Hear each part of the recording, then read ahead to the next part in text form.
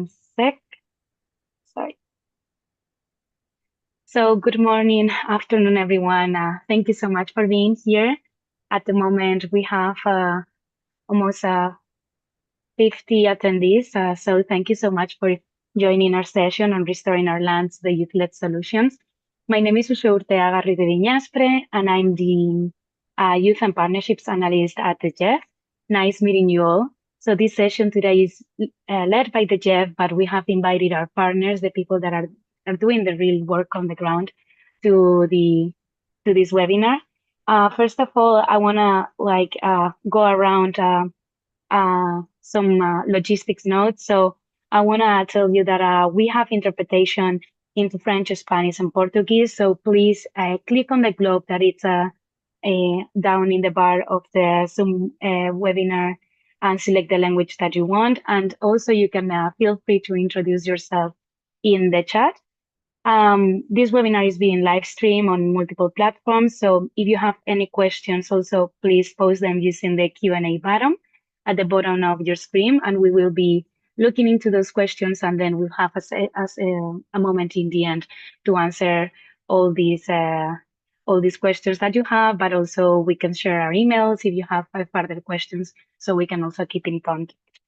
And finally, in the interest of transparency, that I want to remark that today's session is being recorded, and then you will receive the link into the video afterwards. And then we will also write an article about the key messages of the webinar that will be available in the Lands portal website. And yeah, I would like to reiterate that we have a translation into French, Spanish, and Portuguese, so please feel free to use it. And I will now start the webinar by giving the floor to our colleague, Ulrich Affel, which is the Senior Environment Specialist here at the GEF, who is leading the land degradation focal area, to give you first an overview of what is the GEF and how the GEF works. But then we would like to move into the real-life solutions that are being implemented on the ground in our different in the different countries that we work at. So let me share the screen now, and I will have and Ulrich will join soon the session.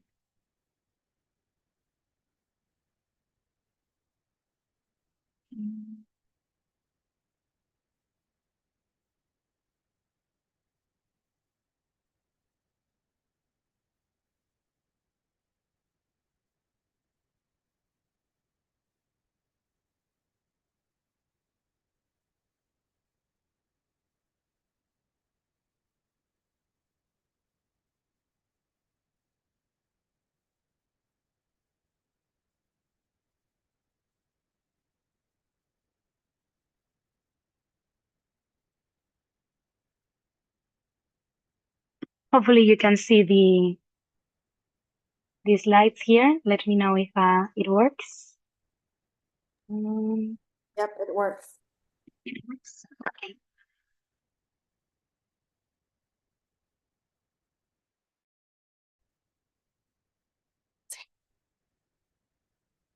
Good morning, good afternoon, everyone.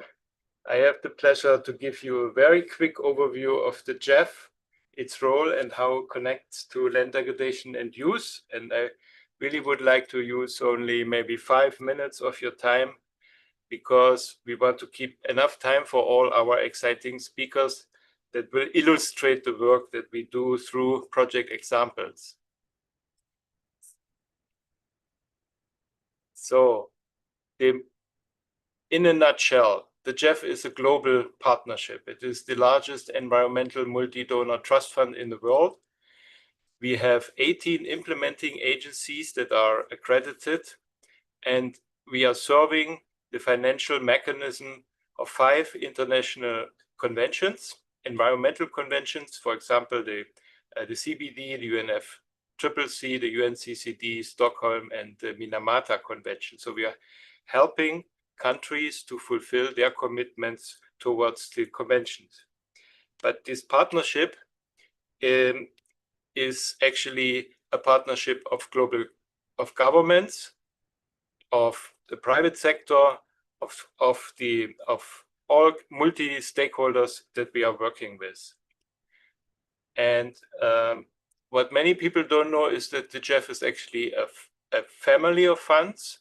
So we have the GEF Trust Fund that is serving as a financial mechanism of those conventions, but we also have other funding windows like the Least Developed Country Fund, the Special Climate Change Fund, the Global Biodiversity Framework Fund, and the Nagoya Protocol Fund. And we are working together as a family of fund, and many of our projects are funded not only by one trust fund, but by several multi-trust funds. It's the governance of the GEF. I don't want to go into too much detail, just to show you that it's really a unique arrangement in our global partnership, that we have every 4 years, we have an assembly. Every 2 times per year, we have council meetings. Our secretariat is here based in Washington, D.C., and we have also an independent evaluation office, a scientific and technical advisory panel, and a trustee that saw the World Bank as our trustee. So it's really a unique arrangement, our governance model. And if you would like to understand more about the governance, I would like also to encourage you to check our website, where everything is explained in more detail. Just to give you an overview of what we have available in resources. So, for example, in GEF 8, that's a 4-year cycle, started in 2022 to 2026. Our donors pledged $5.3 billion. We have 39 donor nations, so really a broad arrangement of donors.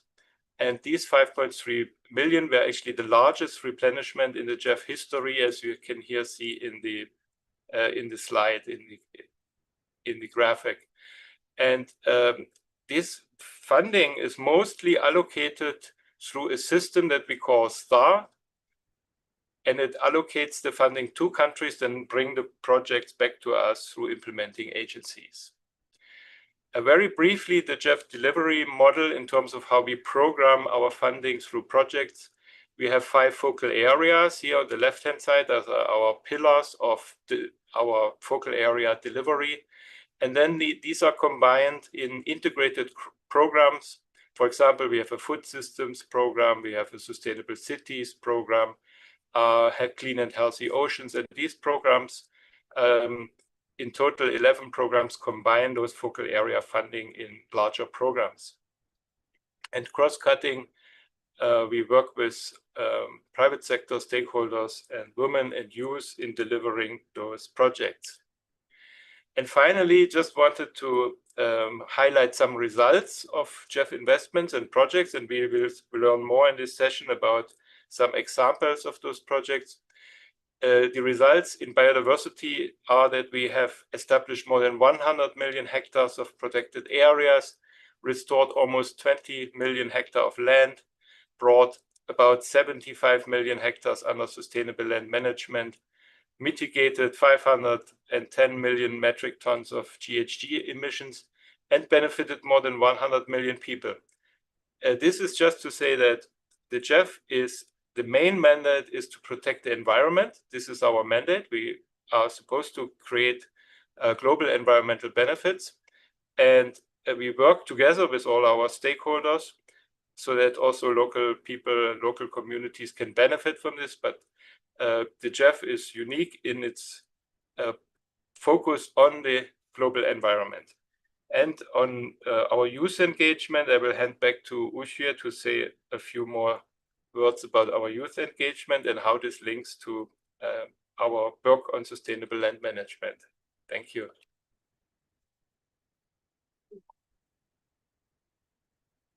We are changing. Hello.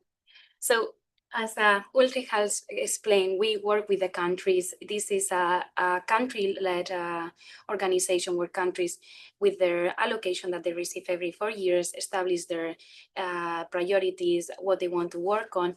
And in the land area, they also do that. But how do we bring the young people at the GEF? How do we work with them? So it's not a one system way that we integrate youth in our work. So our main business model is working through our programs and projects. So we integrate young people with our stakeholder in, policies and also with our gender policy. On a stakeholders policy, as it says, we need to do a mapping of the stakeholders of the area that we are going to work in. And in for example, in Africa, where most of the population is under 35, this is a very important group that we need to target. So while we do that analysis of who are the stakeholders, we see that there are youth networks, there are young people with problems accessing land tenure, and so we integrate their visions, their challenges, and the ideas that they have into the projects. So today we're going to see how we do that in one of our projects, but also we do it in the governance model.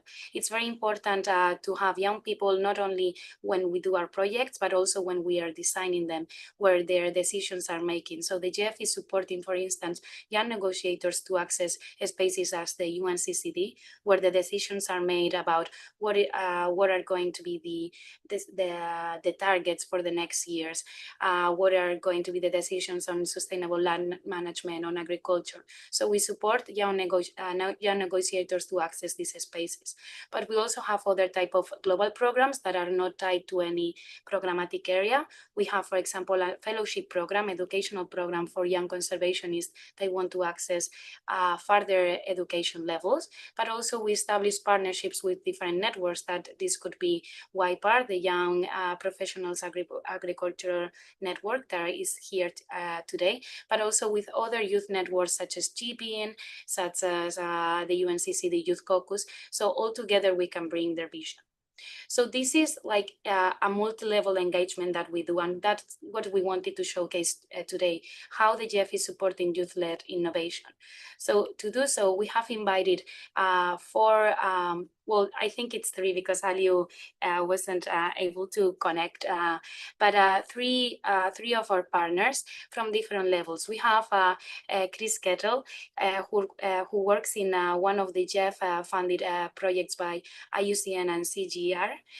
So he is going to showcase how in our programmatic area we are working with youth-led innovation, with young people, with and youth networks. But we also have here Sagar Arya, who is the CSO network representative. He is the CSO network is an independent network that we have here at the GEF that represents the civil society, and he has been with us for several years, and he's bringing that youth vision into this governance model. But he also has he's working as the Chief Technology Officer at a youth-led organization called Plan for the Planet. And we also are bringing Liliana Kister, who is the representative of YPAR Peru. This is a youth network working on young professionals on the agricultural rural area. So I will give the floor to them, because these are the protagonists of today's session, and I think we have all of them here. I don't know if they can say hello. So I wanna bring into the panel that we're going to have now to Christopher, Sagar, and Liliana. So first of all, I want I want to start with Christopher, if he could present himself and also present the project that he's leading up. Yes, you can share your screen if you want. I don't know. And Christopher works in an IUCN and CGR project called My Farm Trees Restoration for Resilience. This is a very interesting project that brings innovation into the ground. So Chris, the floor is yours. Great, thanks, Lushwe. I hope you can see my screen and you can hear me very clearly. It's a great pleasure to present to you the My Farm Trees platform, which is a GEF-supported initiative that implementing agency being IUCN and executed through the Alliance of Biodiversity International and SEAT, of which I'm a principal scientist and a lead on restoration. I don't see my screen being shared yet, but maybe it is. Is it being shared? Yes, it's sure, we can see it. Okay, perfect. And just at the very front to let you know that if you want to go into much more detail about My Farm Trees, you can access the website, which is shown on the screen here. And My Farm Trees is fundamentally a digital platform that we developed to pilot to enable blockchain to be used as a monitoring and verification incentive system for smallholder-led restoration. But it's based upon 25 plus years of science around what results in resilient multifunctional landscapes. So why is that really needed? There's some very clear reasons. We know from many years of science that restoration is fundamentally limited by the availability of the right species in the right place and adapted to climate change. And that multifunctional landscapes, to be resilient, really need to include a diversity of species from that local environment.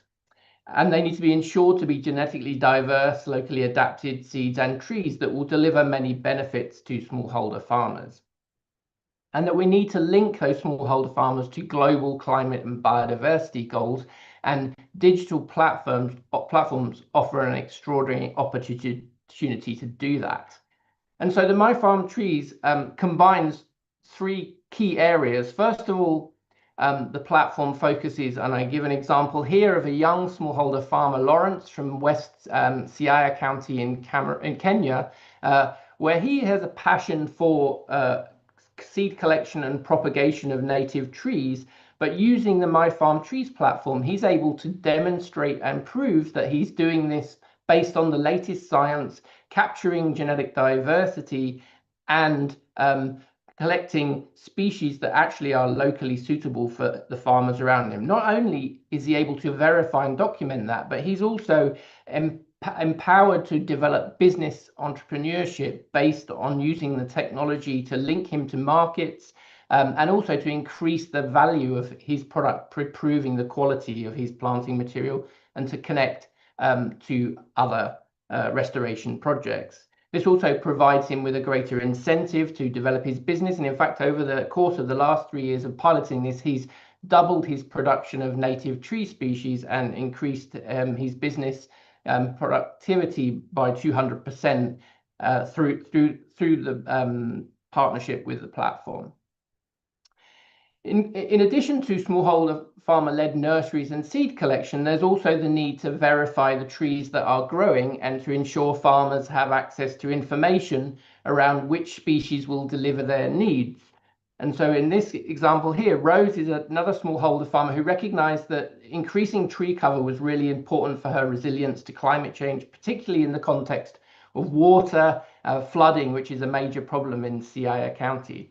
And through being registered on the platform with My Farm Trees, she not only is able to document and verify the trees growing on her farm, but directly receive incentive digital payments through a digital wallet, in this case using M-Pesa, to actually accrue an income from the trees that are growing. And one of the unique characteristics of My Farm Trees, in addition to the blockchain, is that it uses a points-based system. So if you're growing more native trees that are good for food security and nutrition, you accumulate more points and therefore increase the amount of income that you can generate through growing those trees on your farm.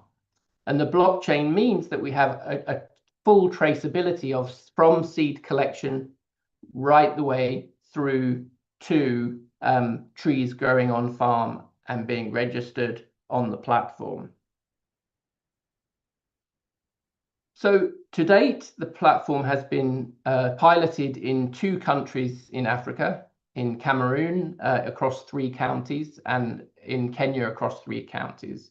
And the impact in the pilot itself has already led to nearly 3,000 hectares of land under restoration, an increase to more than 50 native tree species being integrated into nurseries and seed systems, more than 6,000 empowered farmers registered on the platform. And now this figure is updated to nearly $250,000 of payments being passed to farmers through the platform for the growth of native trees and diverse trees on their farms. Over 220,000 seedlings tracked through the system, and building the capacity of over 300 entrepreneurial nurseries.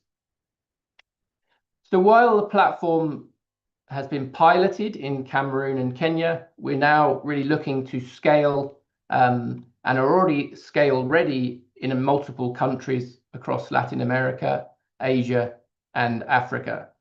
In Ethiopia, Uganda, Senegal, and Malawi being key countries. So I think I'll stop there and allow for a bit more discussion. But if you want to know more, you can click on that QR code and register to gain more information on the platform. Back to you, Yushwe.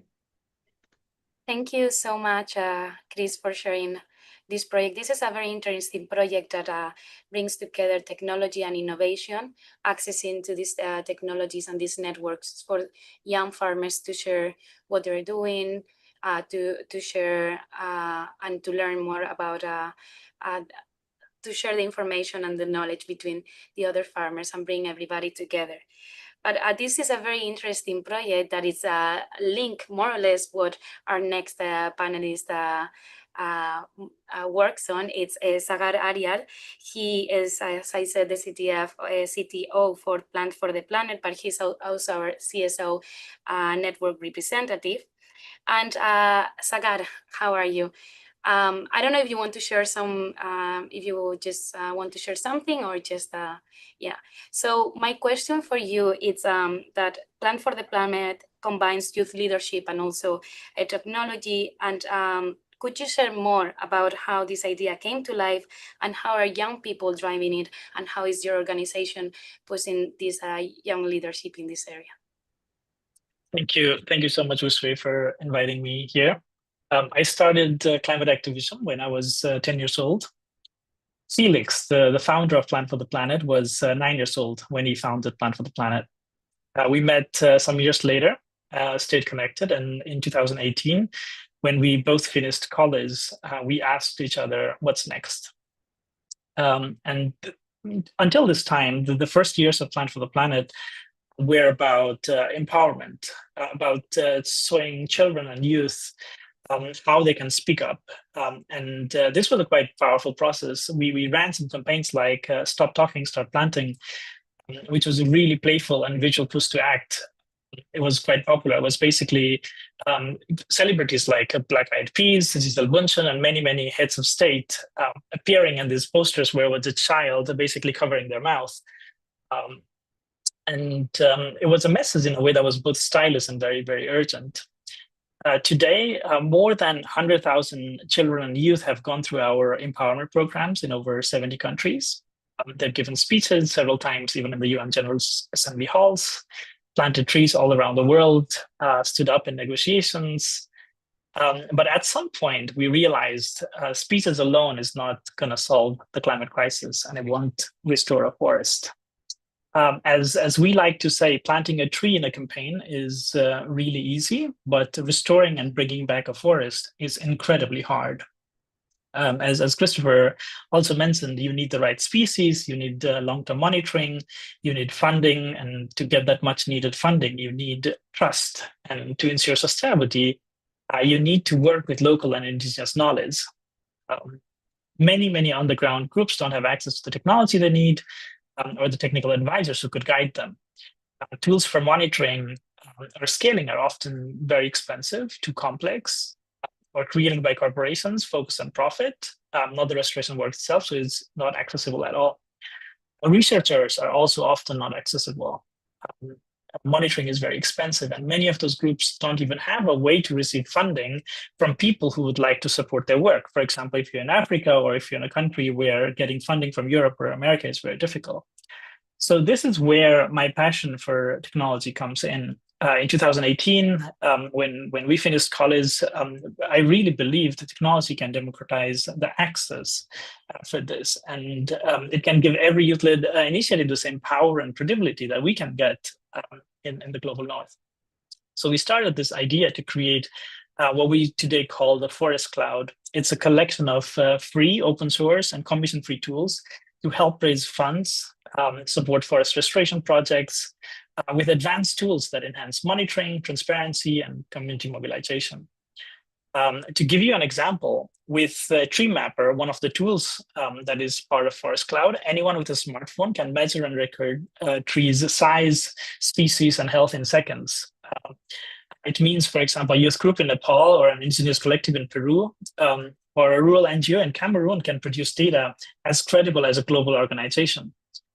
And since most people around the world have cell phones, this just does not become a theory. You can do it in practice, and we've seen many organizations and individuals do this over the last few years.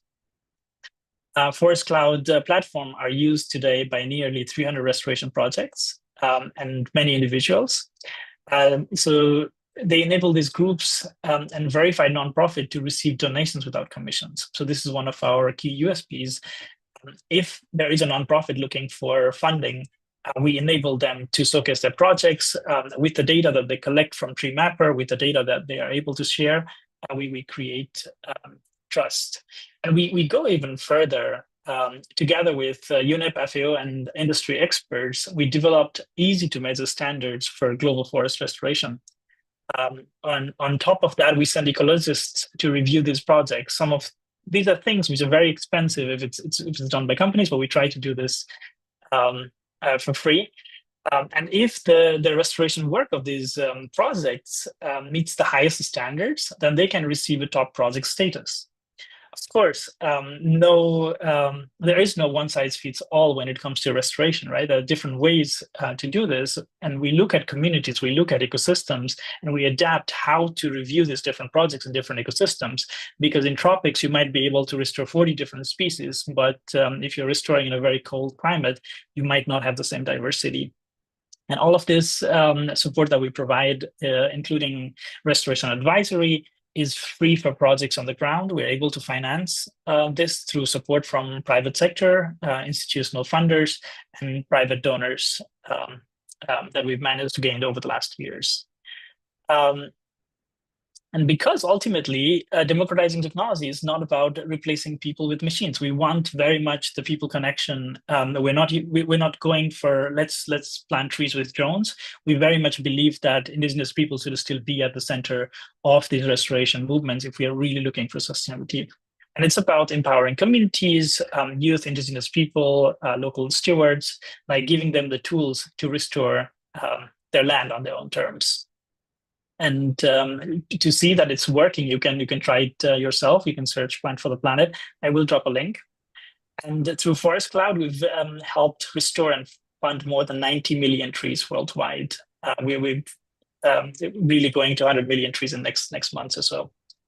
And just as there's no one way to restore a forest or to work with youth, failure, learning, and adapting are part of the process for us. And I believe young people have a lot to do to contribute, especially in this time.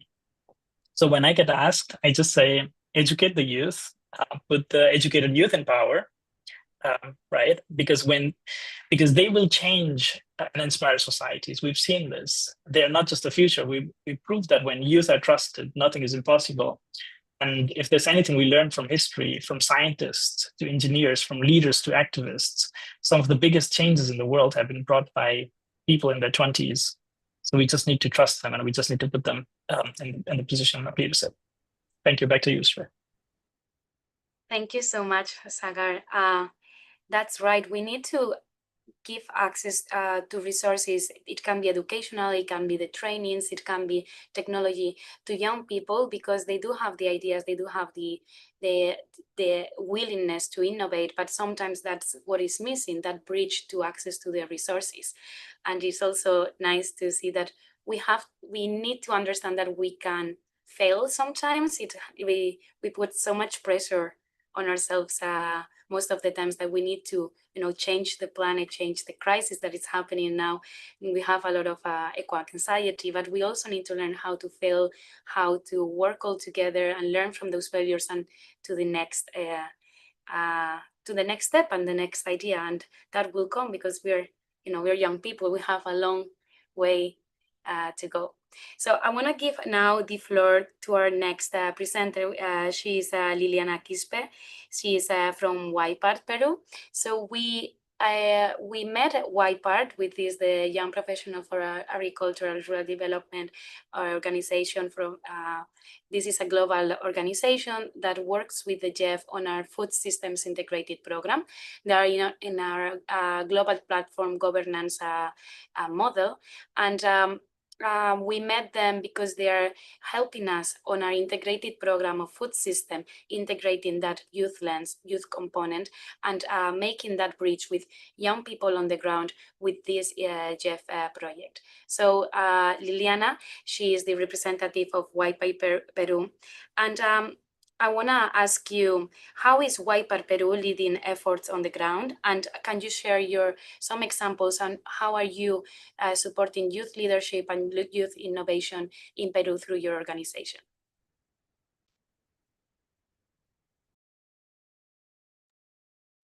Gracias, Sutze. ¿Tendrán mis presentaciones? Sí, te las comparto ahora. Un segundo. Ok, gracias. Bueno, buenos días. Aquí en Perú es días. Un gusto saludarlos a todos y muchas gracias por la invitación. Les comento un poco, como ya dijo Uxue, sobre YPAR. YPAR es una red internacional de jóvenes profesionales por el desarrollo agrario rural. Estamos en más de 60 países y bueno, yo soy la representante país de YPAR Perú. Nuestra característica es ser voluntarios, jóvenes profesionales voluntarios, activistas. En Perú ya tenemos cerca de 10 años, el 2006 empezó en Perú.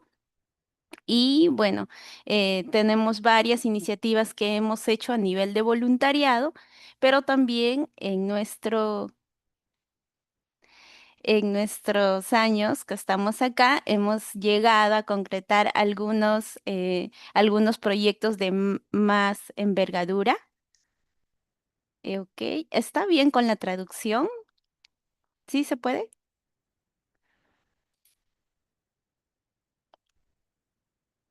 Hola. Yes, people, hello. So for the translation, just please the global icon on the bottom right and choose your language into Spanish, into English and Spanish. Thank you very much.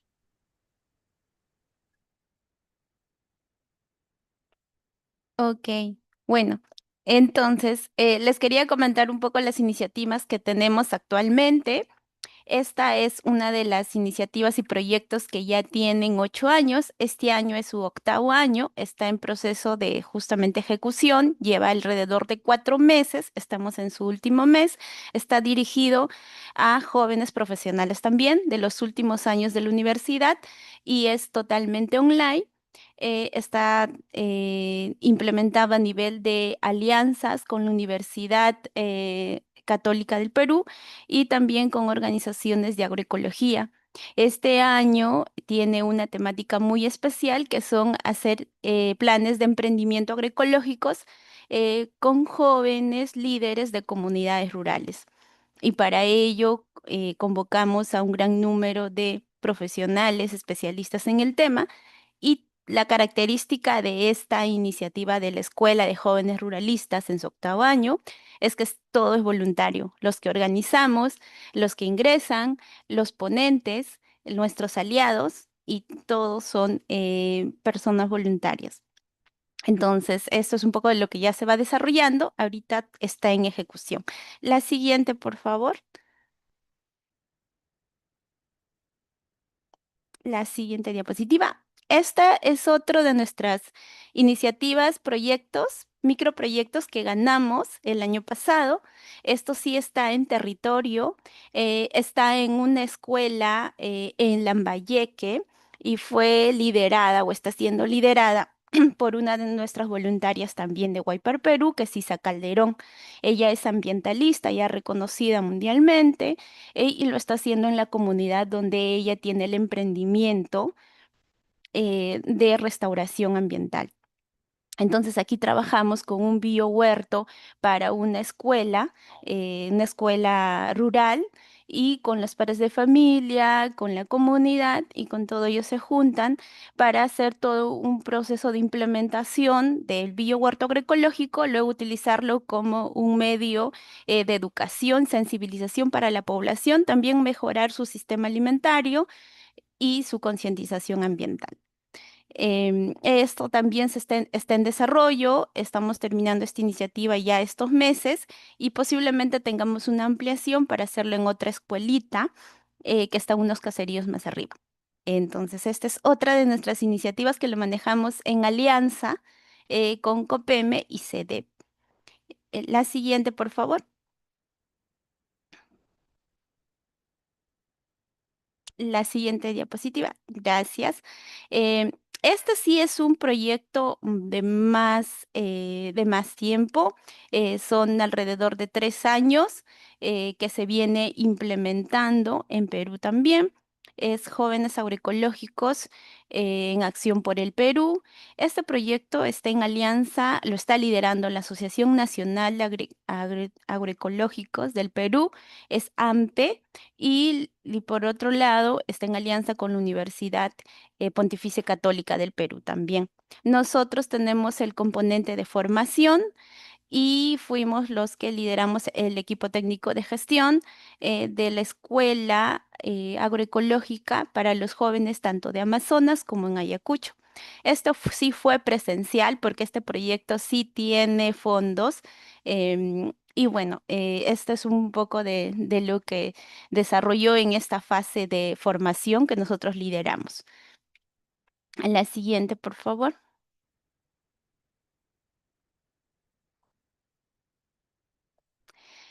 Esta es otra iniciativa que tenemos este año.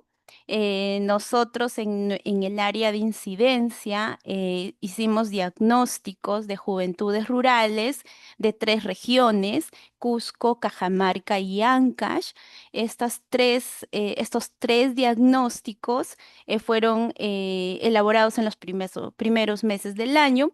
A raíz de eso se sacaron focos de problemáticas más fuertes que de hecho desde Guaypar Perú promovemos también, y el tema de sistemas alimentarios y agroecología estuvo presente también. Luego lo llevamos a un espacio de presencialidad donde tuvimos estos encuentros con los jóvenes rurales para poder validar estos datos que habíamos recopilado de la parte secundaria a nivel estadística. Y estos fueron un poco los resultados. También estamos en proceso de sistematizar estas experiencias. Lo acabamos de terminar ahora recién en agosto. Y estos fueron los 3 lugares donde hicimos la parte presencial.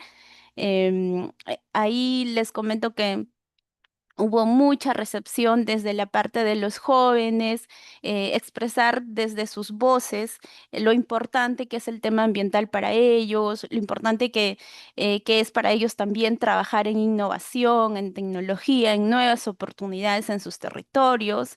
Y bueno, que el tema de la problemática rural no era alejado de ellos, ¿no? Y también algo que discutíamos mucho acá era el tema de que un joven rural no puede ser visto o empacado dentro de lo que es territorio, ¿no? O sea, ahora ya el joven rural está en constante movimiento entre la urbanidad y la ruralidad. Entonces, el nuevo joven rural tiene otro perfil y también es necesario tener todo un conocimiento de la parte educación superior para poder mejorar sus territorios. Entonces ya aquí se está hablando de profesionalizar el campo, ¿no? Desde verlos desde los profesionales que ya somos, regresar a nuestros territorios y ver cómo cambiamos y cómo potencializamos nuestros territorios. Entonces fue muy, muy interesante este espacio. De hecho, da para hablar mucho, mucho más porque son diagnósticos y temas muy muy importantes, pero creo que no va a alcanzar el tiempo acá, así que se los menciono y seguimos pasando a la siguiente. Por favor, la siguiente diapositiva. Y esta es otra de nuestras iniciativas, desde el grupo de voluntarios también, en donde se empezó a diseñar un podcast de territorio vivo.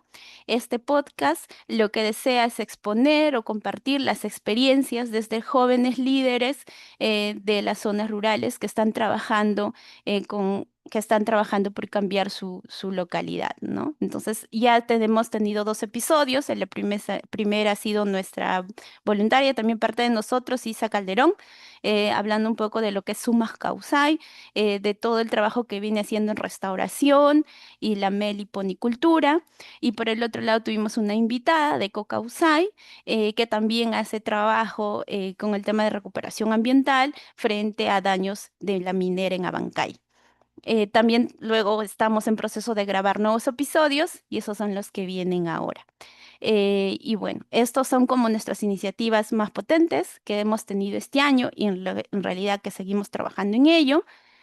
Y todos nuestros materiales y todo lo que hacemos está colgado en nuestras redes. La siguiente diapositiva está. Está en Facebook, en Instagram, en LinkedIn y bueno, en la página de YPAR Global también nos pueden encontrar. Eso es un poco de lo que quería compartirles como activismo, porque YPAR termina siendo un colectivo, es una red de jóvenes que se juntan para hacer cosas para otros jóvenes. Así que eso nos encanta para nosotros, es de jóvenes para jóvenes. Estamos muy agradecidos, tenemos una comunidad en Perú de alrededor de 40 jóvenes que nos hemos unido para hacer todo este tipo de iniciativas y seguimos haciéndolo actualmente, ¿no? Y YPAR va a seguir. Nosotros nos renovamos año tras año y eso es lo que trae YPAR, ¿no? Entonces, eso sería. Gracias. Muchas gracias por el espacio.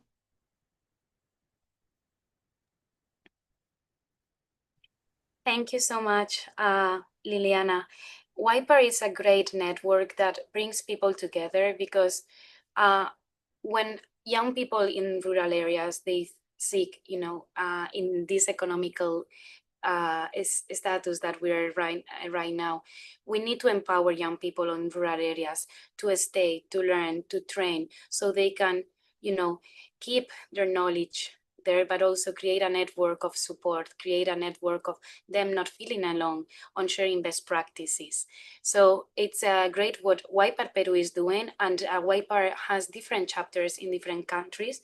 They have also throughout all Latin America, but also Africa and Asia. So we encourage you to go to their website and see if there is a YPAR chapter in your country that you would like to join, just to find that community where you can strengthen your knowledge, but also to find peers that you can share your challenges, share your ideas with, and then and keep promoting sustainable land management.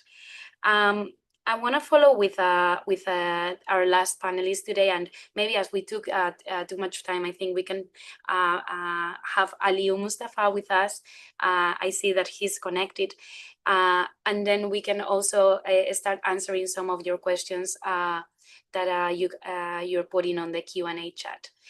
And Aliou Mustafa, he is a member of our Indigenous Peoples Advisory Group here at the GEF, but he is also an SGP, Small Grants Program Indigenous Fellow, where some years ago he received this fellowship to support projects on the ground that were happening in Cameroon. He was monitoring and evaluating them, and I want to invite him here to the panel to share your experiences, because based on your experience, and we want to know how you think that Indigenous youth are contributing to sustainable land governance, and how does your work alongside with your experience on SGP and also as a member of the Indigenous Peoples Advisory Group of the GEF support this.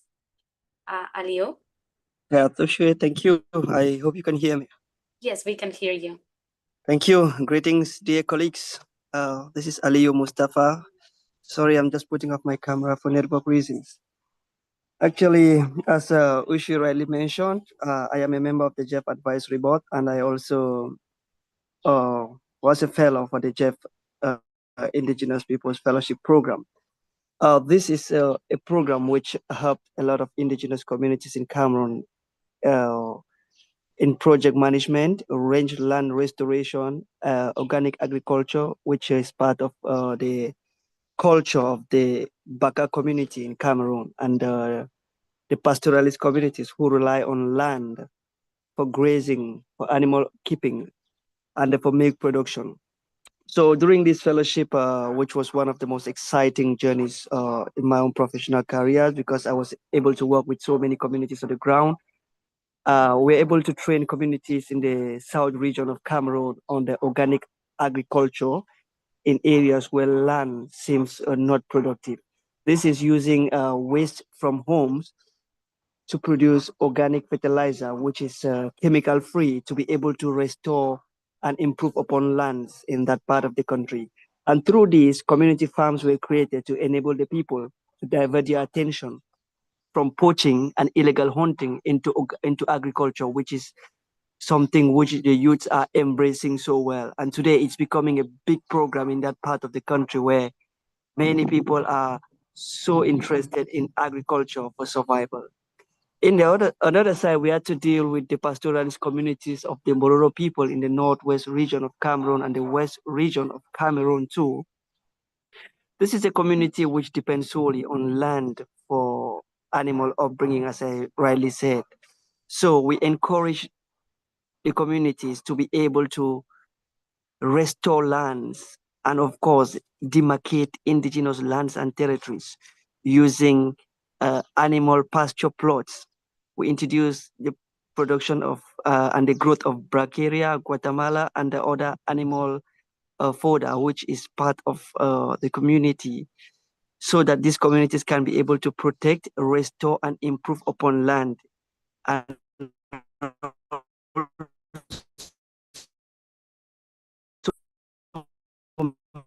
make sure land becomes so secure that and farmer grazier conflicts, because here we are characterized with so many problems of farmer grazier conflicts. So this our initiative was more of a means to trace transhuman corridors for graziers, so much so that they are going to limit themselves within their own circle, not infringing on farmlands, which has always brought the issue of farmer grazier conflicts. So youths are embracing this so very well at local level, and so far it is something which has really generated into inspiring youths to be able to get into different land protective mechanisms, such as the growth of fruit trees, which is called agroforestry, and of course using non-timber forest products in Cameroon here to multiply these products in areas where there seems to be no good land, like a bare land, where youths are now trying to do some sort of a reforestation using fruit trees, and of course these non-timber forest products, which is a very important source of economic activity to the masses here in Cameroon and beyond, which is contributing greatly to the gross domestic product of Cameroon, and of course the per capita income of the communities, especially the indigenous communities. So far, so good. It's been promising, and we're looking forward to more engagement with other stakeholders on how we can educate, empower women, young girls, and of course the youth in this fight, so that we all can achieve the collective environmental global benefits that we are working on. Thank you so much, Ushwe, and dear colleagues, I thank you too. Thank you so much, Aliyu. When I first met Aliyu and he was telling me about this fellowship, I didn't know that the GEF had this type of programs and projects, because this is part of our small grants program, which is implemented by UNDP.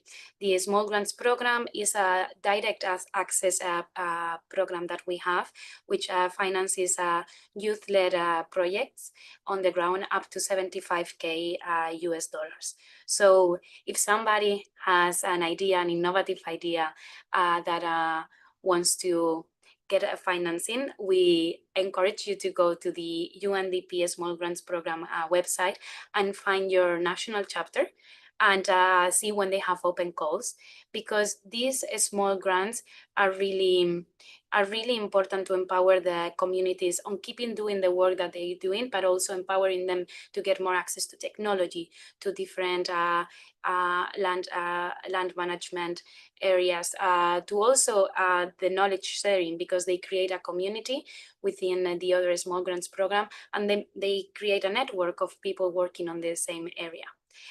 We had 2 more rounds of questions, but I think because of the short time that we have, I will ask maybe Sagar, Liliana, Chris, and Aliu to maybe highlight one of the best practices or something that they have learned from their project or their area that they think it's very important for youth-led innovation in the land area, which is something that they have extracted in their experience. And so they can also share it with the others, but also I will ask the people that are in this webinar, which is around 90 people at this moment, to also bring up what they think that it has worked or what the GEF can learn from their experiences, so we can also integrate it in our programs and projects. So I will start maybe with Chris, please. Thanks, Ushwe. Yeah, I'll try to be brief. I think fundamentally it's around recognizing the entrepreneurial opportunities of restoration to engage youth and delivering long-term sustainable livelihood options that are attractive to youth. And I think the fact that both Sagar and we have talked about technology as being central to that. Really, the digital generation of the next are really those that will be the custodians of biodiversity, but also be the entrepreneurs that bring business models and innovation into restoration. And I think through the My Farm Trees platform, we've seen that happening really, really clearly through the use of, for example, farm stewards, who are young people who are monitoring and mapping and registering farmers who are perhaps older than them into these kind of digital spaces where biodiversity and trees on farm become digital assets, and for them to be part of that entrepreneurial opportunity where you value biodiversity, not just trees growing for ecosystem services, but the trees that are the seed sources for future restoration innovations. And I think Aliu really emphasized this as well around recognizing that restoration is about restoring degraded agricultural lands. It's not just about forest, it's actually about making agriculture something more than just food production, but a lifestyle choice about how youth can develop innovative entrepreneurial opportunities in rural environments where they improve their lifestyle well-being,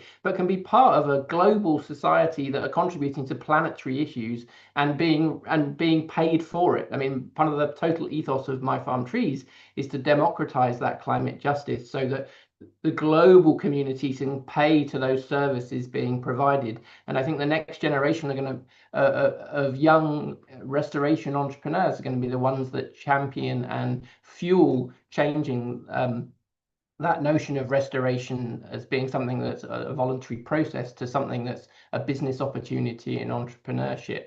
And looking ahead, I really see really this being about prioritizing youth not as a beneficiary, but as a co-investor in resilient landscapes. And where GEF, I think, can be really catalytic. We can unlock not only hectares restored, but a generation empowered to be co-investors and to yield both environmental and livelihood benefits from restoring our lands and ecosystems and contributing to retaining us within planetary boundaries. Thank you, Chris. That was a very well structured answer that, got all the points that Sagar, Liliana, and Aliu brought. Sagar, do you want to follow up on that a little bit? Yeah, maybe. Yeah, I think, Chris, you did us a favor. I think for young people, speaking up is very easy, but being truly heard is incredibly difficult. And of course, there's challenges, right? There's funding, there's trust, and mentorship. Right? We need to have programs that create these mentorship programs. And within GEF, like Fonseca Leadership, the Land Negotiators Program, I think they're a really good starting point. But the reality is there's still very limited mechanisms within the GEF that directly support youth-led projects.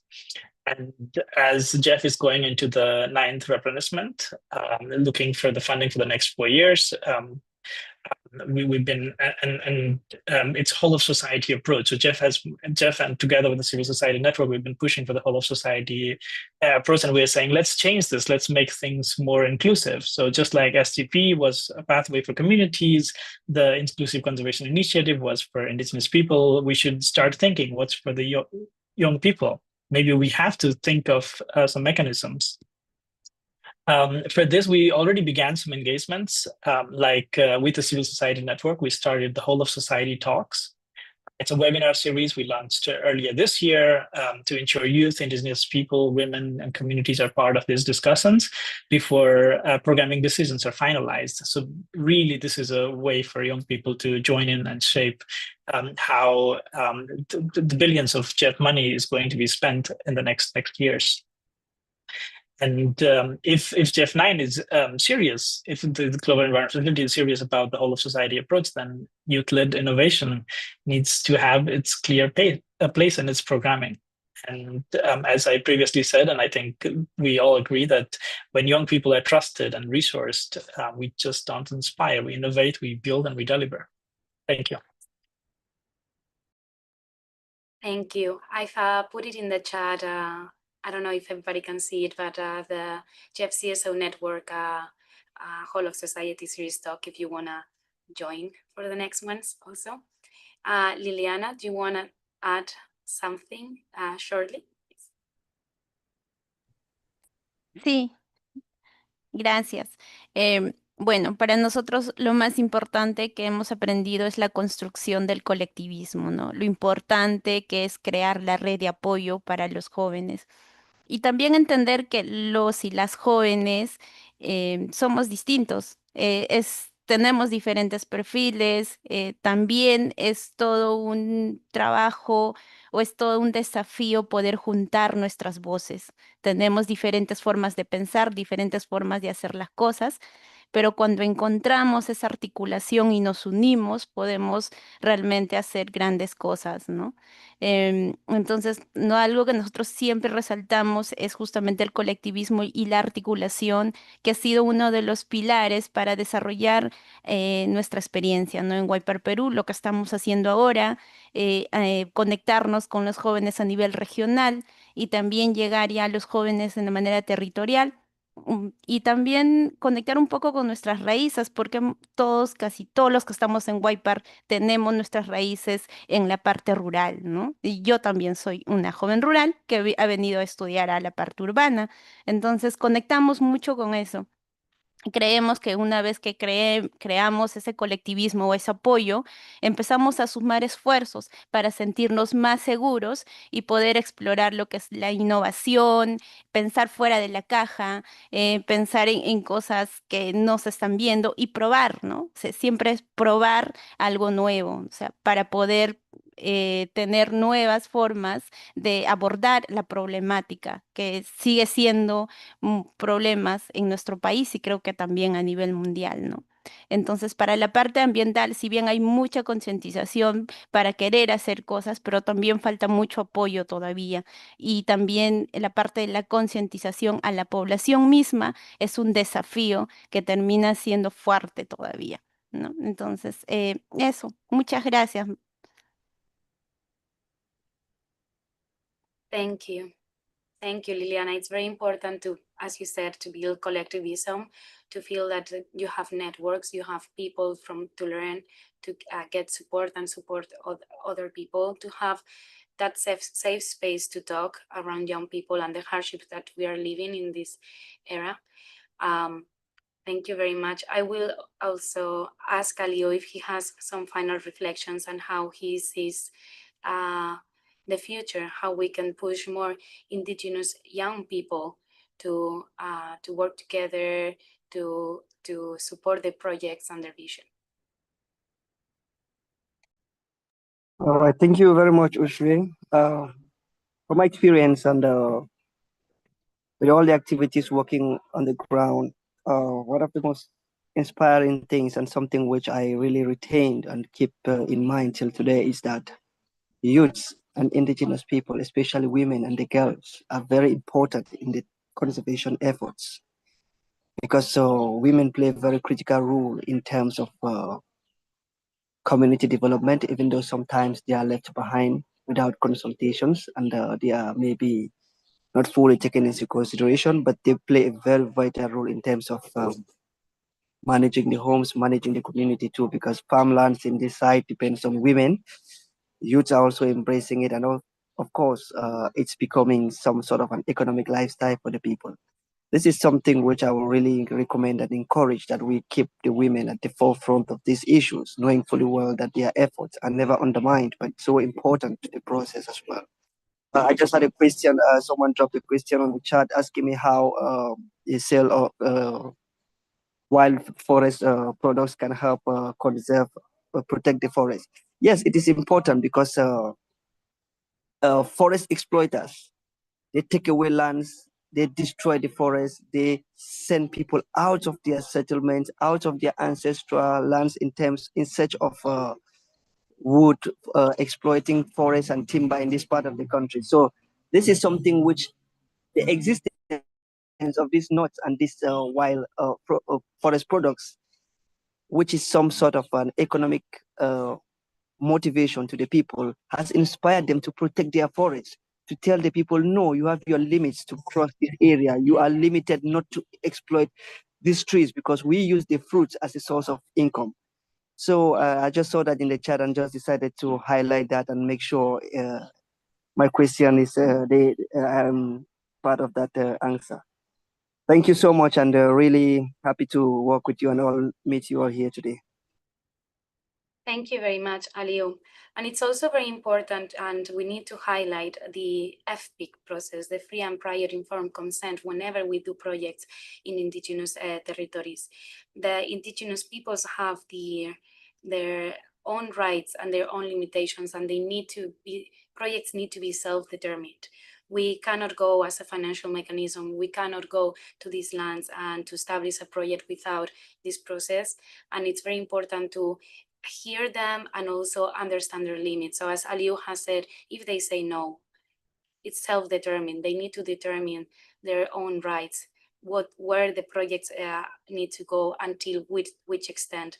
And this is something that at the GEF we have into the core. We understand that in all our projects and programs, we have the FPIC process with an environmental and social safeguards.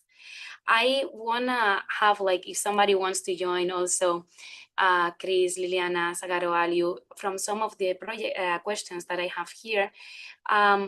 I saw that Muindo Wilson, I hope I'm saying your name right. You answered you asked about food systems, land use and restoration projects and programs in Uganda. The GEF has the Food Systems Integrated Program that was launched in GEF 9 this year, and it's starting to be, it's going to be implemented in the next years. And one of the countries that we are working is in Uganda. So what we do have there in the views of youth, why part Uganda, it's present at the governance model of this project. We have a representative called Tadeu Ahuna, and he lets the youth lens in this project, so it's in the governance model, and this project has a very strong component in capacity building, but also access to resources such as microcredits, trainings, and other type of capacity building activities, and access to resources. But I will suggest for you to maybe to contact with Wiper Uganda, because they are part of the governance model of these projects. And at the same time, I see that you have asked what are the specific strategies to address the gender disparity in land ownership with women and promoting their economic empowerment. So where customary practices prevail, in those customary practices, we try to understand by a gender analysis that all GEF projects need to do. What are the practices? What are the limitations? What are the challenges that women have? And we need to take a gender responsive approach. This means that we need to analyze those challenges and then establish some strategies that, according to those customary practice, we can empower women. We can get women to access land resources, to access capacity training activities, to have economic empowerment. For example, in this area, we had a great program in Burundi on the land restoration, I think with the World Bank, that we offer access to microcredits and sustainable land management practices to those families. We were seeing people as a family unit instead of a man or a woman, because normally they work together. And we were supporting and encouraging those families units to register the land titles to both the men and the women. So with this project, we the 97% of the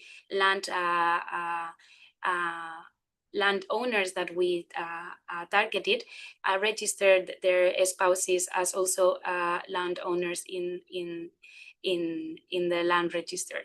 So what we saw with this is like when you give them an incentive, when you explain them, but you explain them in an equal way, not understanding the customary practices, you can get the conversation further. So what we usually do is, first of all, you need to understand what are the limitations, and then you need to have partners on the ground. It can be religious partners, it can be a young woman champions that everybody respects on that village, and then we start tackling little by little. Changes do not come by creating like a big project that mandates that, but it's understanding the people and their practices. And I'm seeing questions about how to access and how to benefit from GEF project as a volunteers or in the designing of them. There are different ways that you can participate in a GEF project, but for you to see what are the projects that are happening on the ground by the GEF, I suggest you to go to the GEF website, to the projects, and see what are the projects that are in your country. And then you can learn more about those projects, and you can see who are leading those projects, which organizations.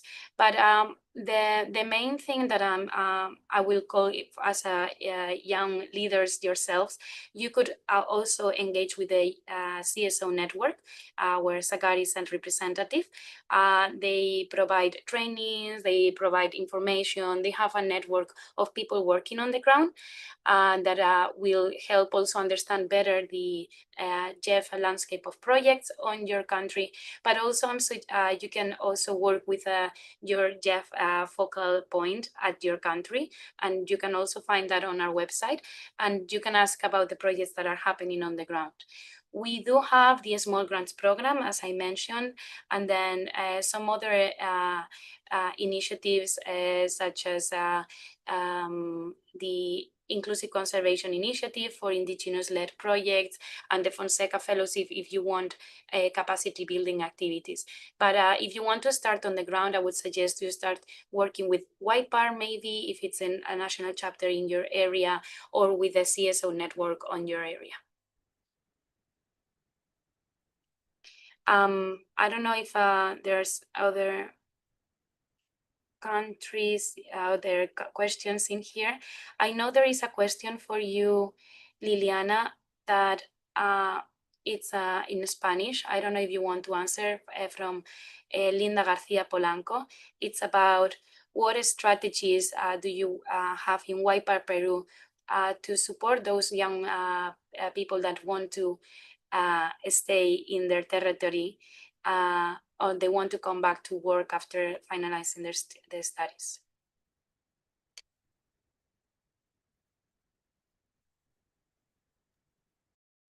Hola, sí. Bueno, algo que nosotros discutimos mucho en justamente hablar del joven rural, pensar de que el joven rural no tiene que tener ese perfil de quedarse totalmente en la ruralidad. Eh, puede, puede buscar mejores oportunidades eh, en el transitar de lo rural al urbano y crear esta articulación que puede mejorar la parte local. Entonces, nosotros vamos, el que quiere mejor estando en el campo está bien y el que no también, pero lo que sí promovemos es que veamos a la parte territorial como una nueva forma de desarrollo, como una nueva forma de innovación y de que todos podemos aportar a ello. Entonces estamos como reconfigurando también un poco el perfil del joven rural que estaba muy encriptado en decir que tiene que ser el que vive en territorio. Nosotros que no permanecemos mucho en territorio rural, pero sin embargo estamos trabajando mucho con toda la temática, nos sentimos jóvenes rurales, ¿no? Entonces ya estamos como cambiando este chip un poco que el tema territorial tiene que ser el que nos identifica, sino es más lo que hacemos en el día a día, lo que promovemos y cómo nos estamos comprometiendo con el desarrollo de nuestros territorios.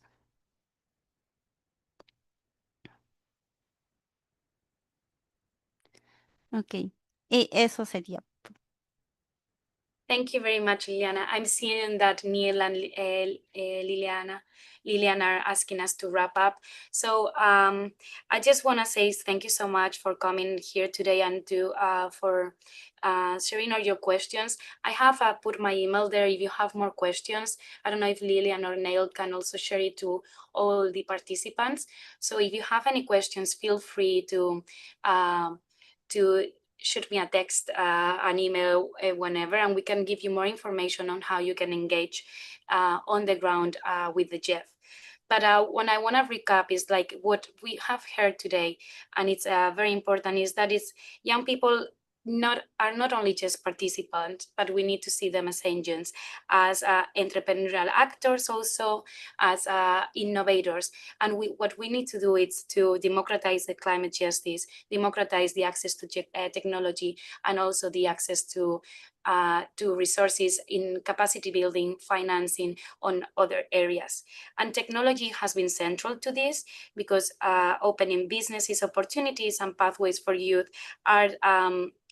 it's the way to go to have sustainable projects, to have a sustainable development of the economy, of the agriculture, and then to combat at the same time this triple planetary crisis that we're living in.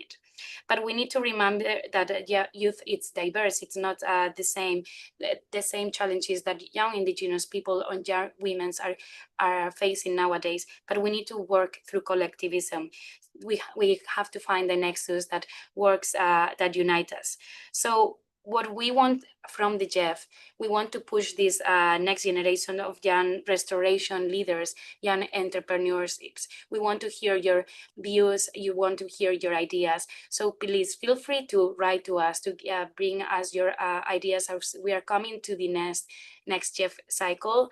As Sagar has said, we have an idea of a whole of society approach with young people from the rural areas, urban, academy, private sector, come all together to work together in this triple planetary crisis that we are living nowadays. So thank you so much. And also thank you very much to Neil and Lilian for inviting us here today. And as I said, please feel free to send an email to us. I will connect you to the people. I will connect you to Wipad and to Sagar and everybody that was here today. Thank you very much.